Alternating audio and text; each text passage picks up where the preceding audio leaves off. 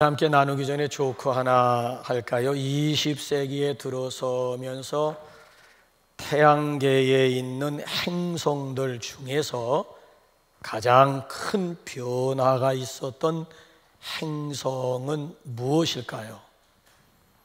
금성이 LG로 바뀐 것이겠지요. 금성이 LG로 바뀌면서 슬로건을 하나 만들었는데 그야말로 대박을 쳤지요. 순간의 선택이 10년을 좌우한다. 코로나19는 우리 삶에 많은 변화를 요구하고 있습니다. 코로나19로 인해서 전 세계에 지각 변동이 일어나고 있습니다. 소위 팬데믹 현상 말입니다. 이젠 노멀 시대가 아니고 뉴 노멀 시대가 되었습니다. 교회도 그 예외가 아니겠죠.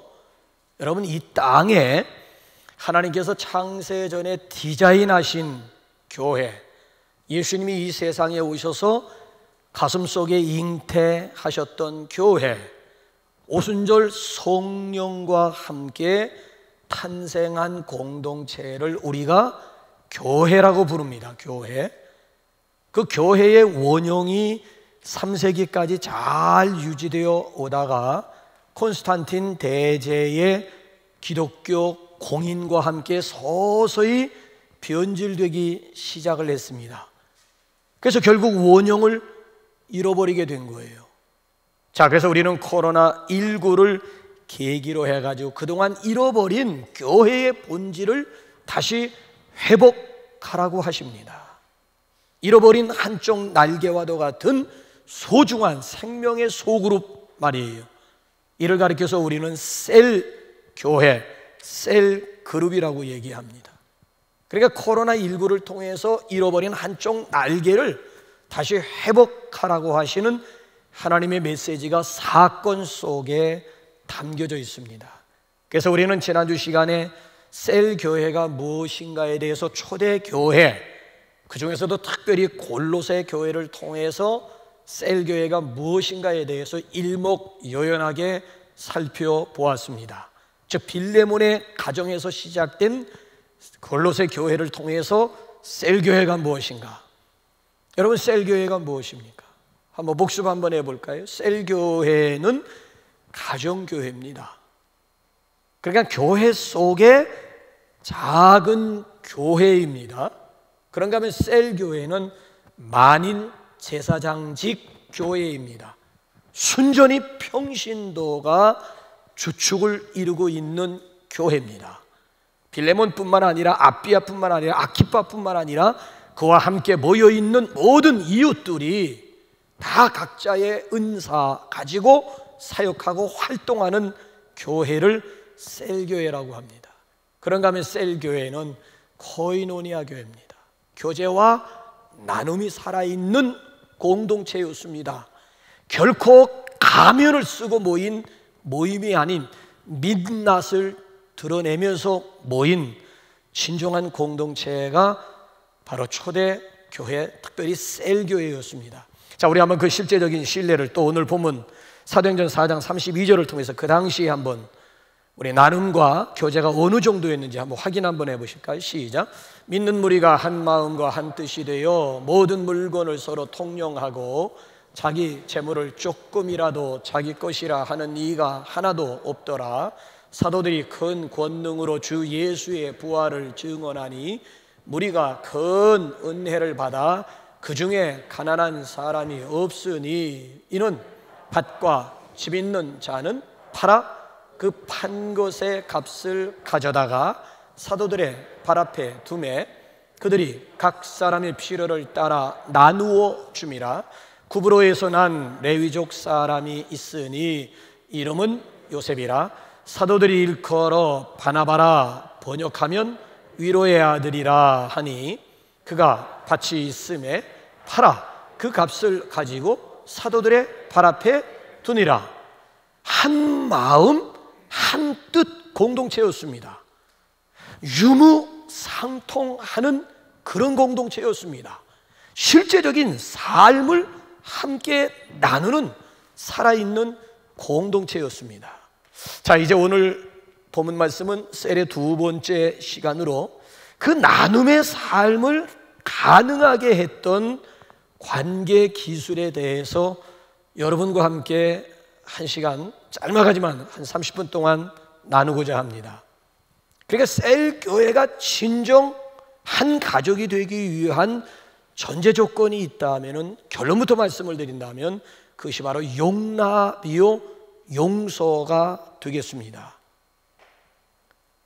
그러니까 셀 가족들이 진정한 셀 가족이 되기 위해서는 관계 속에서 용납이 필요하고 용서가 필요하다는 거예요. 지구상의 공동체 사라진 지 오래되었습니다.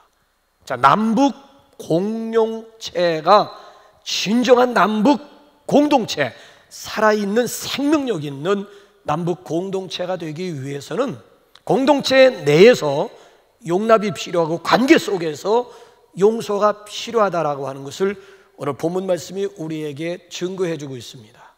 자, 우리 함께 다 본문 말씀으로 한번 들어가 볼까요? 본문의 내용이 무슨 내용이죠? 우리 큐티 하시는 분들은 본문을 여러 번 읽으면서 자신의 말로 한 문장으로 요약할 수 있는 실력, 그런 능력들이 있어야 됩니다.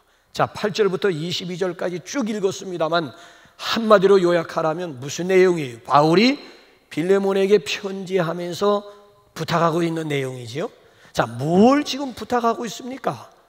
오네시모를 영접하고 오네시모를 용납하라는 거예요. 오네시모를 용서해 주라라고 하는 얘기예요. 자, 여기 보면 얼마든지 바울이라고 하는 사람은 빌레몬에게 명령할 수 있다는 거예요. 얼마든지 명할 수 있고 명령할 수 있지만은 정중한 마음 가지고 부탁하며 간구한다는 것입니다. 이 빌레몬은 이미 바울에게 진 빚이 있기 때문에 바울은 채권자 입장에서 당당하게 요구할 수도 있고 얼마든지 명령할 수 있는 그런 위치에 있는 사람이에요. 자, 우리 한번 보실까요? 한번 19절 한번 가서 한번 힌트 한번 잡아보죠. 시작. 나 바울이 친필로 쓰노니 내가 갚으려니와 내가 이 외에 내 자신이 내게 빚진 것은 내가 말하지 아니하노라. 내게 빚진 것 있다는 얘기예요. 자, 빌레몬이 바울에게 무슨 빚을 졌을까요? 복음의 빚입니다. 얼마 전에 이 빌레몬이 에베소에 갔다가 에베소에서 바울로부터 처음으로 복음을 들은 거예요. 복음을 듣고 회개하여 구원을 받게 되었습니다. 그 구원받은 은혜가 너무 감격스러워가지고 자기 집으로 돌아와가지고 자기 집을 오픈해가지고 교회를 세운 거예요. 이게 바로 골로새 교회의 시작입니다. 그러니까 바울은 채권자 입장에서 채무자와 같은 빌레몬을 향해서 얼마든지 당당하게 요구할 수도 있고 명령 내릴 수도 있지만은 그렇게 하지 않고 정중하게 사랑으로서 내게 간구한다. 그래서 여기 본문 말씀을 보게 되면 내게 간구하노라 라고 하는 말씀을 두 번씩이나 언급을 하고 있습니다. 자, 바울이 부탁하면서 간구하는 이유가 어디에 있을까요? 그냥 명령하면 되잖아요. 믿음의 아들인데 믿음의 아들인데 믿음의 아버지로서 아들에게 요구할 수도 있는 거고 명령할 수도 있는 거지 뭐. 근데도 명령하지 않고 요구하지 않고 오히려 내가 사랑으로서 내게 간구하노라 라고 하는 이유가 어디에 있을까요? 자, 14절 하반절 말씀을 한번 보세요. 이유가 시작. 이는 너의 선한 일이 억지같이 되지 아니하고 자유로 되게 하려 함이라. 그러니까 바울의 명령에 따라서 빌레몬은 어쩔 수 없이 복종할 수도 있다는 거예요. 그러나 그렇게 하면 아무런 의미가 없다는 거예요. 주의 일이라고 하는 것은 억지가 아닌 자유로, 복종이나 굴종이 아닌 순종이라야 의미가 있는 것이고 아름다움이 있다는 거예요. 그래서 여기 후반부에 보게 되면 나는 내가 순종할 것을 확신, 복종 아닙니다. 굴종 아닙니다. 명령 내려가지고 마지못해 따라간다라고 하는 굴종 차원이 아니고요. 나는 내가 즐거운 마음 가지고 순종할 것을 확신한다고 여기 밝히고 있습니다. 여러분, 그렇습니다. 주의 일이라고 하는 것은요, 세상 일과는 달리 기꺼이 자원하는 마음으로 행할 때에 의미가 있고 열매가 풍성한 법이에요. 여러분, 본문에 나와 있는 바울뿐만이 아니고 베드로도요, 그 당시 교회 지도자들에게 편지하면서 어떤 자세를 요구하고 있는지, 이번엔 한번 상관 우리 본문으로 베드로전서 5장 2절 한번 가볼까요? 시작. 너희 중에 있는 하나님의 양무리를 치되 억지로 하지 말고 하나님의 뜻을 따라 자원함으로 하며 더러운 이득을 위하여 하지 말고 즐겁게 하며 맡은 자들에게 주장하는 자세를 하지 말고 양무리에 본이 되라. 자, 주의 일은 억지가 아닌 기꺼이 즐겁게 하라는 얘기고 자원하는 마음 가지고 하라는 얘기예요. 바울이 지금 빌레몬에게 이걸 요구하고 있는 거예요.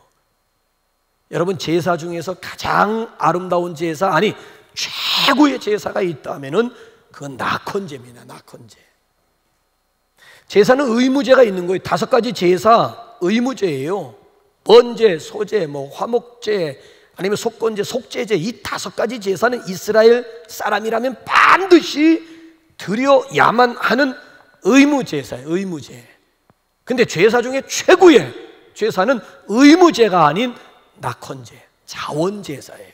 하나님은 낙헌제를 기뻐하시고 자원하는 마음 가지고 드림을 하나님께서 기뻐하신다라고 하는 거예요. 그렇다고 한다면 저는 여러분들에게 질문 하나 하고 싶어요. 지금까지 신앙생활 하시고 교회 생활 하시면서 여러분 스스로 자원하는 마음 가지고 예배하고 자원하는 마음 가지고 섬기고 봉사한 날수는 얼마나 된다고 생각하십니까? 그러니까 자원지수를 점수로 매기라고 한다면, 제가 여러분들에게 10점 만점을 드린다면 여러분 스스로에게 과연 몇 점까지 주실 수가 있겠습니까? 기꺼이 즐겁게 하십니까? 즐거운 마음으로 십자가 지고 가라. 내가 기쁘게. 쭉 보면 즐거운 마음으로 십자가 지고 가라. 억지 십자가가 아니에요. 기왕 하나님께서 우리에게 대인 우리 몫에 십자가가 있다면은 억지 십자가 지고 막 벌맨 소리 해가면서 투덜거려가면서 지고 갈 것이 아닌 기왕 질 십자가라고 한다면 기꺼이 자원하는 마음 가지고 즐겁게 지고 갈 수 있기를 주님의 이름으로 축복합니다. 자, 그렇다면은 바울이 지금 빌레몬에게 오네시모를 부탁하고 있는데, 오네시모를 용납하고 오네시모를 용서하라고 했는데, 도대체 이 오네시모가 어떤 사람일까요? 아니, 어떤 사람이길래 바울이 12절에서 그를 향한 애정을 특별히 표현하고 있을까요? 자, 12절 보세요. 바울이 지금 이 오네시모를 어떻게 표현하는지 한번 보십시오. 시작. 내게 그를 돌려 보내노니 오네시모는 내 신복이라. 오네시모는 내 신복이라.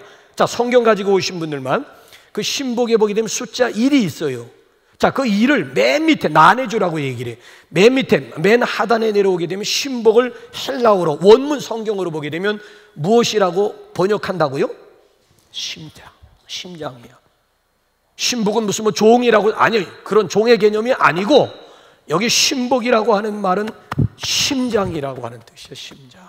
그래서 영어 성경 보면 바월스로 여기 번역을 했어요. 내 창자다, 내 창자, 내장. 와우. 아니, 도대체 이 오네시모가 어떤 존재에게, 바울에게 있어서는 심장 같은 존재고 창자와도 같은 그런 존재라고 표현을 했을까? 놀라지 마세요. 여기 나와 있는 오네시모는 빌레몬의 노예입니다. 빌레몬 집의 종입니다.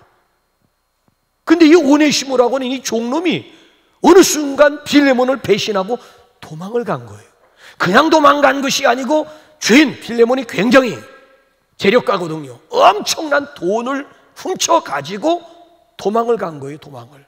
자, 18절에서 여러분 한번 힌트 한번 잡아보세요. 18절 시작. 그가 만일 내게 불의를 하였거나 내게 빚진 것이 있으면 그것을 내 앞으로 계산하라.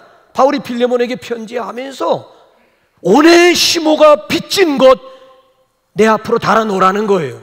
내가 가면 대신 갚아주겠다라고 하는 그런 내용의 말씀이에요.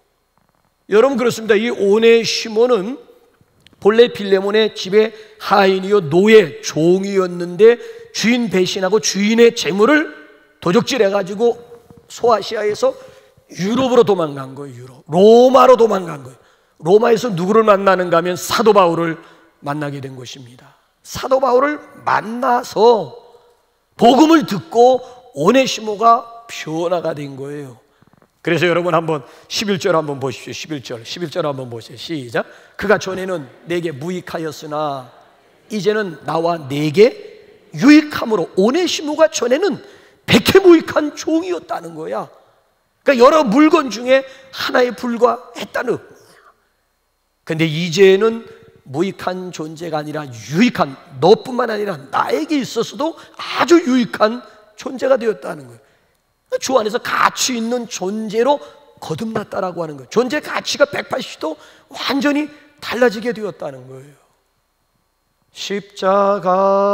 십자가에서 그는 내 이름 바꾸셨네. 십자가에서 그는 내 이름 바꾸셨네. 고아에서 아들로, 거절에서 용납으로, 죄인에서 의인으로. 그래, 십자가의 능력이 여기에 있고 복음의 능력이 바로 여기에 있는 줄로 믿습니다. 그런즉 누구든지 그리스도 안에 있으면 새로운 피조물이라. 이전 것은 지나갔으니 보라, 새 것이 되었도다. 누구든지 그리스도 안에서 새로운 피조물이 됨을 믿으시기 바랍니다.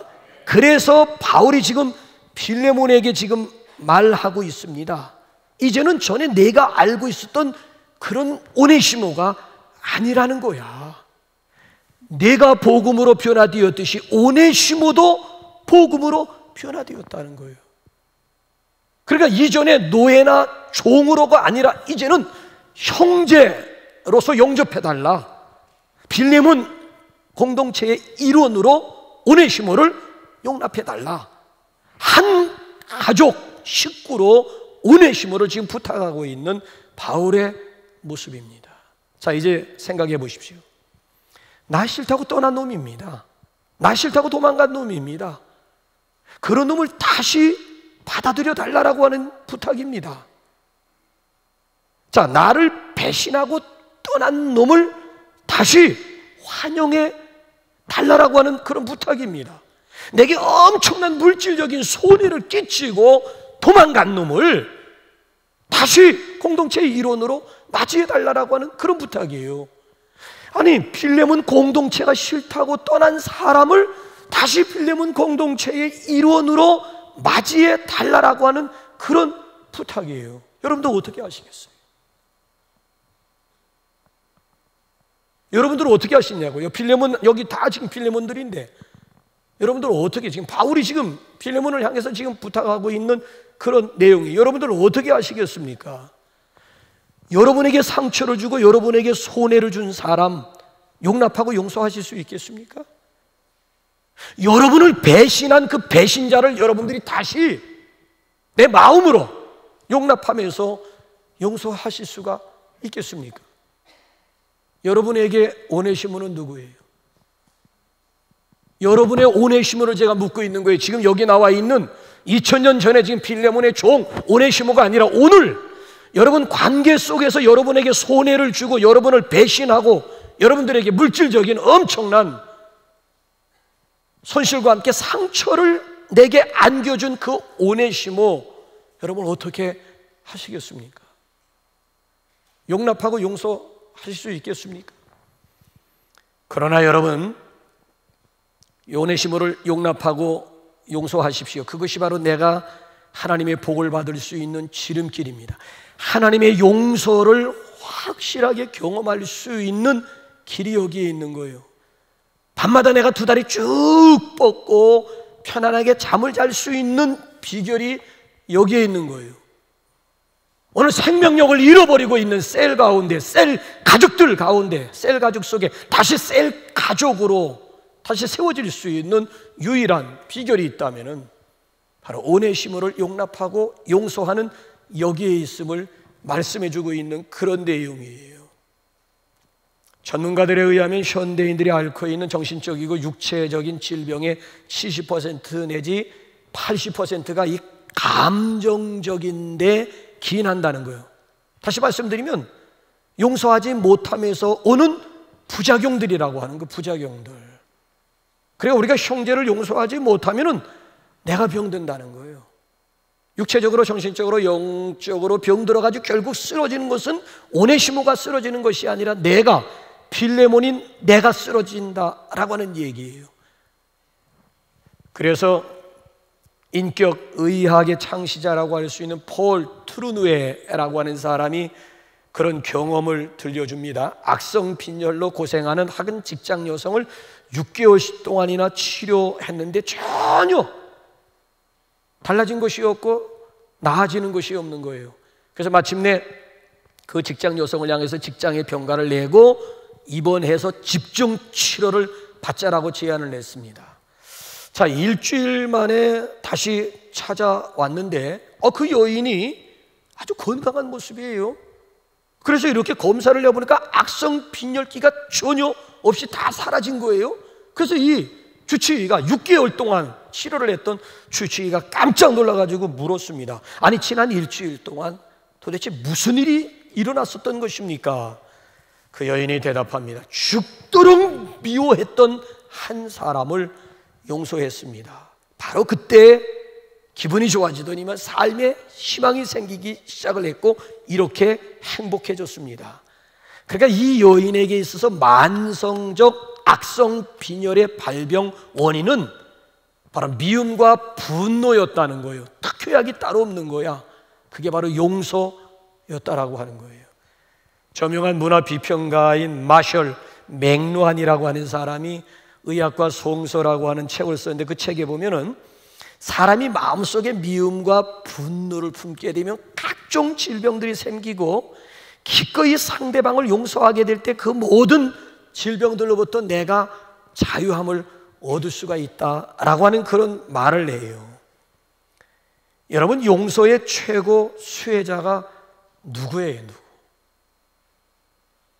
그리스도인들에게 복수할 수 있는 기회가 있습니다. 그러니까 그리스도인들이 할 수 있는 최고의 복수가 있다면 용서하는 거예요. 용서. 우리 가운데 어느 누구도 과거가 현재를 가두는 그런 감옥이 되어서는 안 됩니다. 과거는 우리가 어쩔 수 없어요. 바꿀 수 없지만은 우리는 어떻게 해서든지 간에 과거의 아픈 기억에서 자유할 수 있는 길을 찾아야 되는 겁니다. 이런 의미에서 용서라고 하는 것은 과거를 받아들이면서도 미래를 향해서 나아갈 수 있게 하는 징검 다리와도 같은 거예요. 그러니까 용서는 과거를 털어내고 새로운 관계, 새로운 미래를 향해서 힘차게 달려나가게 하는 거예요. 그러니까 용서라고 하는 것은 맺히고 막힌 것을 풀고 뚫고 그리고 이제 털고 일어나서 오히려 이전보다 더 가까운 관계로 함께 걸어 나가는 거예요. 그러니까 용서하게 되면 우선 상대방으로부터 내가 자유할 수가 돼요. 내가 자유함을 얻을 뿐만이 아니고 상대방도 자유하게 해서 이전보다 두 사람은 더 가까워질 수가, 이게 용서의 매력, 용서의 힘, 용서의 축복이 바로 여기에 있다는 거예요. 그러니까 용서의 최고 수혜자는 오네시모가 아닌 빌레몬, 바로 당신이라고 하는 이야기예요. 영어로 용서를 뭐라고 얘기하죠? forgive라고 얘기하죠. 어떤 사람이 forgive, 용서라고 하는 단어 forgive와 비슷한 단어를 가지고 쉽게 용서할 수 있는 방법을 가르쳐 주세요. 이렇게 하면 재밌게 용서를 풀어나가는 거예요. 그러니까 forgive와 비슷한 단어 세 가지가 뭔가 하면 첫째가 forbear, 참으라고 하는 얘기예요.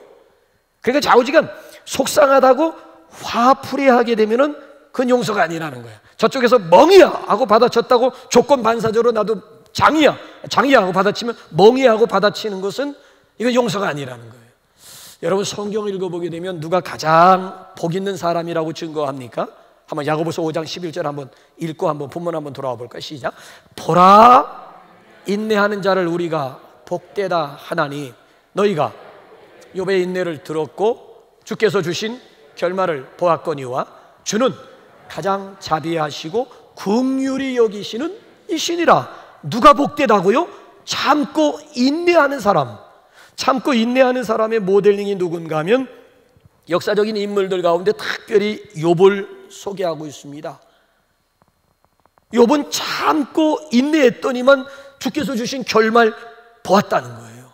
해피엔딩. 그래서 1장과 42장을 비교해 보게 되면 하나님께서 주신 결말, 가장 자비하시고 가장 긍휼히 여기시는 하나님이 참고 인내한 욥에게 베풀어 주시는 아름다운 열매들에 대해서 충분히 우리 눈으로 목도할 수가 있다는 거예요.